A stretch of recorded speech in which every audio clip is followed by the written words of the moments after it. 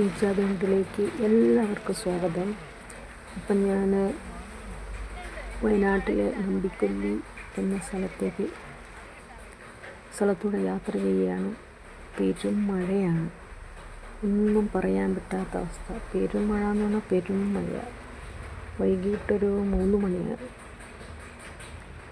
അപ്പം മഴ കണ്ടിട്ട്, മഴയുടെ മനോഹാരിത കണ്ട് ഒരു യാത്ര.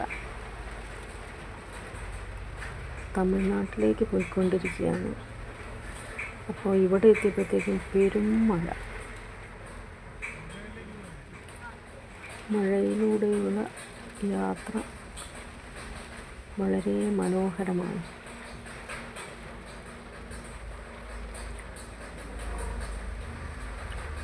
ഒന്നും പറഞ്ഞാലൊന്നും കേൾക്കുന്നില്ല, മഴേൻ്റെ ശബ്ദം കൊണ്ട്.